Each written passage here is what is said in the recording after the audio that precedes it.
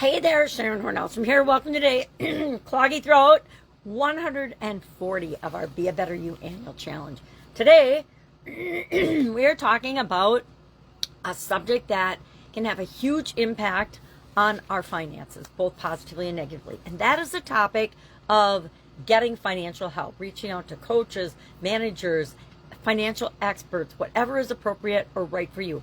It's how do we know when to seek out expertise or help or coaching or advice in any area or aspect of our life? So let's talk about it specifically with respect to our finances today. I'm going to actually do the when first. I was going to talk about the when last, but let's talk about that first because that helps us know when it's appropriate to ask for help.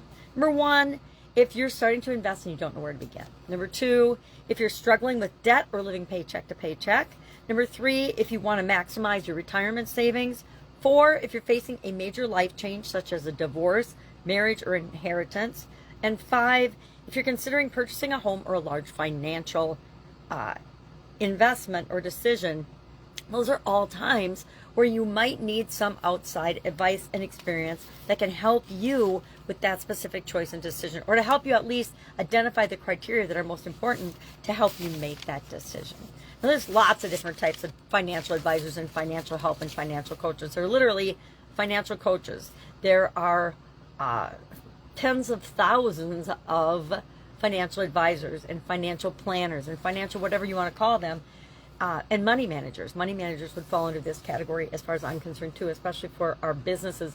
But when you make a lot of money, sometimes you need to have somebody that actually manages your money for you. So how do you go about selecting this person? And I will share that I had not done this right with the first money advisor that I enlisted for help and bought and hired actually as a coach. And I didn't do the criteria I'm sharing with you, which is why I'm sharing this criteria with you, because it's important to pick the right people. Now, after this, I did a really good job picking my accountant and my CPA firm and all of the things that I did and people that worked in my businesses after that point. But the first one was a little painful because whenever you lose money, it feels painful.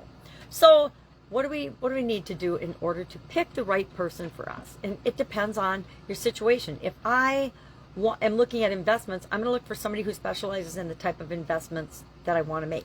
For example, I shared the other day, I know nothing about crypto, therefore I choose not to participate.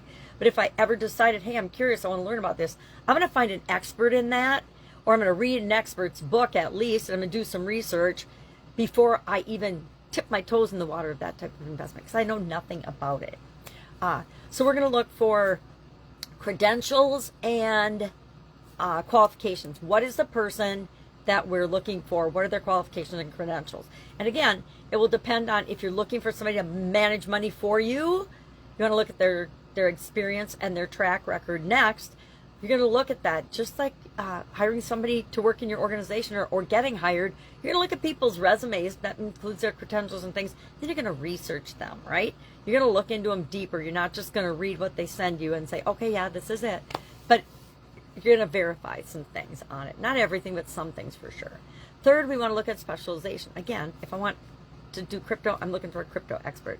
If I want to stop living paycheck to paycheck, I'm probably going to look for a financial coach, because that's more about me and my habits than it is about needing somebody to manage my money for me, right? And then these last two are, I think, critically important, but we sometimes forget about them, which is what I did with my first experience. The first thing is communication style. Does the person communicate with you in a way that you understand? Are they willing to take something complex and present it in a way that you can understand?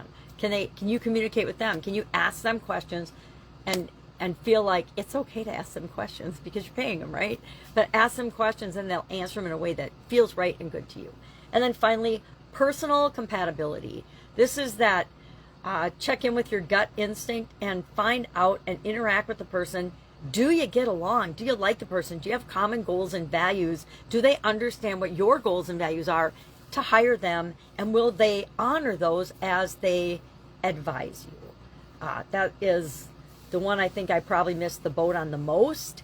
And I learned my lesson. So we always want to check in with our head, our heart, and our intuition, especially when we're picking somebody that's going to manage something as important or be involved in or advise us about something that's important as our financial health and well-being. So, what are we doing today for an action item?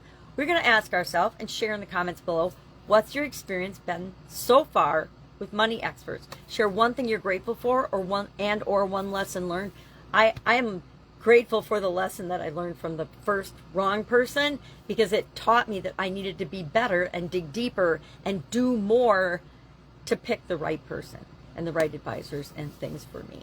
All right, that's all I've got today. If I can help you in any way, ask. Otherwise, have an awesome day, and I'll, of course, see you tomorrow.